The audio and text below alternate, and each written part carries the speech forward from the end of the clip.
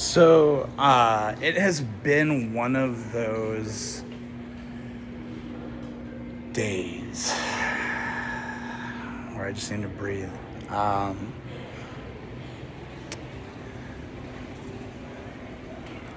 I think I don't remember who it was. There was some Hollywood star. I want to say maybe Jane Fonda, but I don't remember. I'm going to quote a quote, so bear with me, but you'll get the idea. When asked why they chose to she had become a Christian, and when somebody asked her why she became a Christian, she said that she could feel reverence humming. And I've heard a few teachers that I really like use that quote and talk about that. And I get that. Like I've always kind of felt that tone too. And then in college, I was in an ethics class, and I don't remember what the topic was, but we had a paper, and papers were the reason that I passed classes.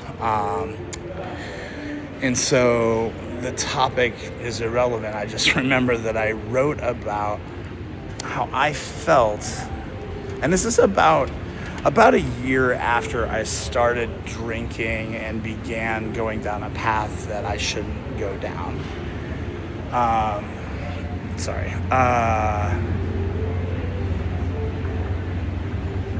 don't know. I felt something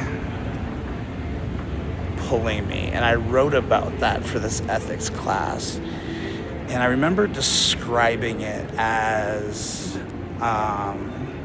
like you're walking through a house at night and you can't see it all, and you don't know where the lights are, and underneath a door there's just a faint crack.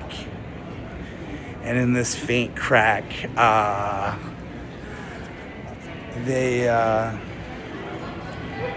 where the light is seen. And so you can't see anything before the light, but you want to get to the light, but you don't know if there's something in the way in the darkness. And so I talked about this light and how I felt it wasn't just me that was seeing this light, but like an entire generation. And so and so I feel it humming. I see this light. Recently I've described to some of the people that I do life with, like I just feel like there's something gently like tugging me forward, and I don't have words for it, which is why words suck, which is why I started a blog, so I could use more words to figure out more stuff. Problem with that is that more words lead to more answers, and every successful answer breeds probably 2 or 3 new questions. As a matter of fact, I was telling a buddy recently, a good friend of mine who lives overseas, I was telling him that I thought the biggest hurdle between man and God is words, language. That the second you try and describe God, take it back, any religion, any of it, there's so many commonalities in all these religions. I learned when I was down in New Mexico on the Zuni tribe, in Zuni. Sorry, I can't talk. I'm getting hyped up, walking through a mall preaching. That's where I learned that every major religion has a flood story. I didn't know that. I wasn't told that being raised. And that led to more questions, right? And so we have all these commonalities, but for some reason it just feels like something is shifting. And it's kind of like this mall. It's noisy, I remember when I was a kid, my parents, if my mom sees this, she's going to hate that I shared it. my parents had this, I'm going to call it a leash. It was a leash. My parents had this leash that they...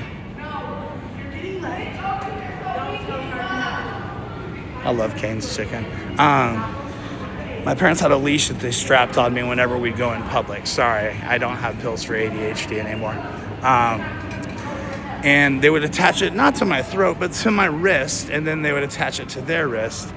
And this was a way of making sure that in crazy, crowded, loud places, if I couldn't hear my mom or father's voice, at least I was tethered to them. Now, I thwarted their plans when I learned that you can have a lot of fun when the other person's holding a rope. And so once I started to intentionally trip people up, the leash got taken off and I was more at risk of getting stolen, but maybe still could hear my father's voice. All of this to say, again, words are the problem. And forget that. What am I trying to say tonight? That friend overseas, I started talking about that.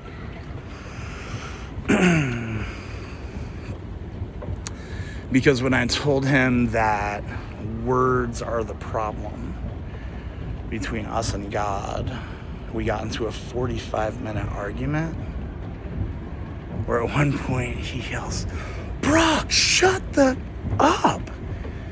Choose whichever swear word you want to insert. You're right. And I did, and I chuckled to myself because this guy loves me.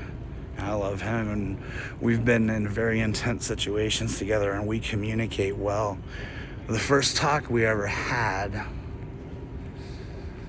was a night that we were at Denver Christmas Conference with Campus Crusade, and we were assigned to meet and talk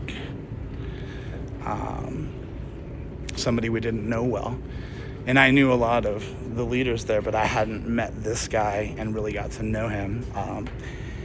And I remember him because our first conversation, we got so geeked out over simple line on a napkin, which every great story starts with pen and napkin. I remember we talked about time and how if there is a beginning to time and an end to time, and God is not trapped by time, then God can stand back and look at this time, and he can see the whole thing at one time. No pun intended. And so he sees the beginning, he sees the end. He sees Adam and Eve tending a garden. He sees Abe Lincoln at Our American Cousin. He sees us land on the moon. He sees when our grandma dies. He sees when our first kid is born. He sees when we go through divorce. He sees when we die. He sees when our kids die. For all we know, he sees when our great-great-great-grandkids die.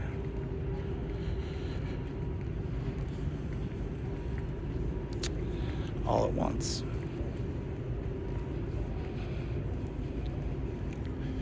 Which means there's probably a lot more going on around us than we think.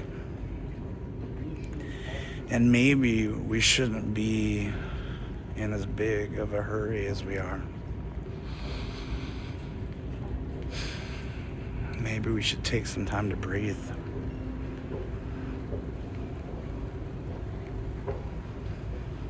Maybe we should take some time to meditate. maybe we should have one more round, or maybe we shouldn't.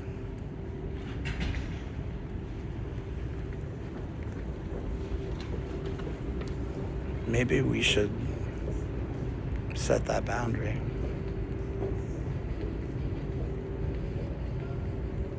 Maybe we should forgive ourselves.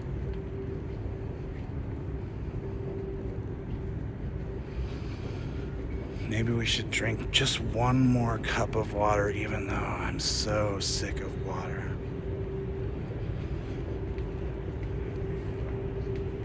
Maybe we should call our mom.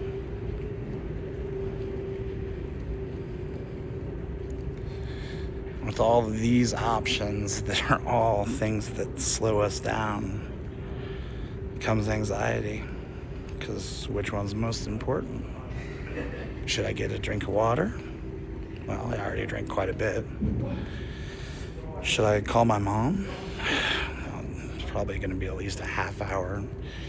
She never quits talking about groceries and bridge. Should I stop and meditate? No, because then that's inaction. That's not it. Should I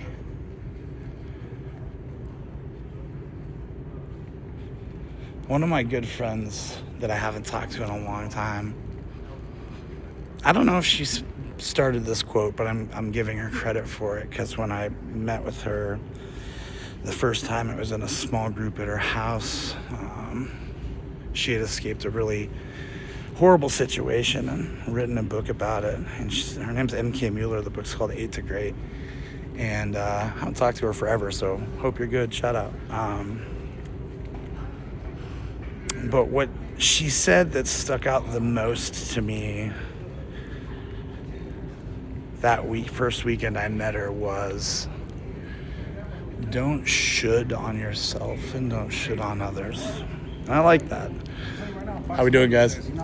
Partially because I like things that bring people to the edge of, is that inappropriate? I remember that.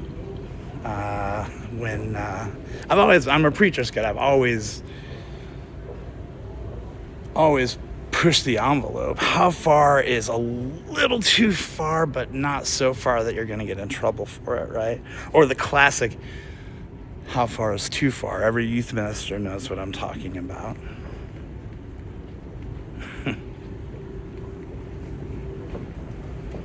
So what should I do?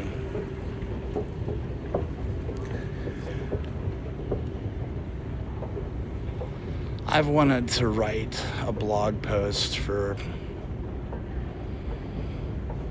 quite a while now. It feels like it's been months. It hasn't.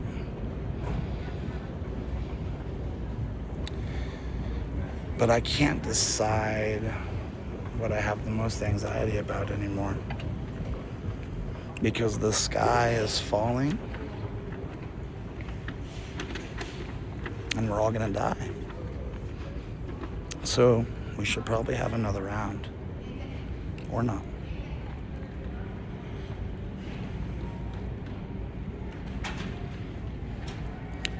I started this video as an exercise for myself, to calm myself down and talk through my anxieties. I might post it. I'll decide when my anxiety gets really high and I don't have the time to be anxious anymore, and I'll make a snap decision. But I feel better. Because I know so far, every time I've worried there's no tomorrow, I've been wrong. So far, every time I've said there's no way that this check lasts, we're not gonna eat, I've been wrong. Even tonight, I'm trying to quit vaping. I walked into the vape shop, and I know the guy well. If you can't tell, I probably right now get in conversations with everyone that I come across. I love talking to people always, and especially in this season as I'm chasing the hum, or following the light, or making the soup, whatever it is. Back at Cane's, baby. The simplicity is what it is. It's the simplicity. They just like, hey, can I get some barbecue sauce? Like, no, kick rocks, dude. Get out of here. I love that. I feel better.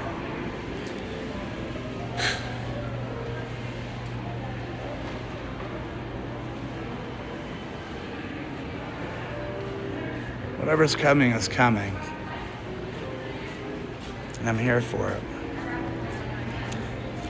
That being said, I don't know what I want to write about next. I have a lot of things tugging at my heart. I've had a number of people reach out to me who I haven't spoken to in quite some time and told me why things that I've written have sparked something in their brain. And it's been great, all of those messages and conversations. And I just, I'm hearing too many dings. And even tonight as I walked in that vape shop, he's talking about how he got paid today.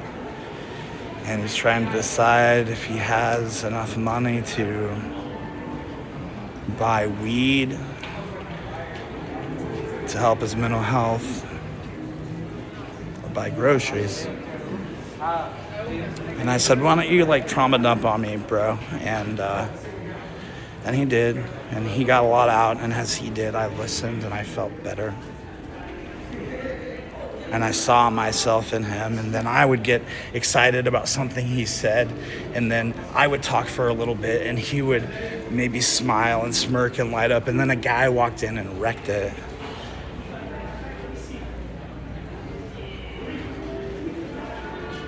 And I said, I want to continue the conversation. And he started to write his phone number down.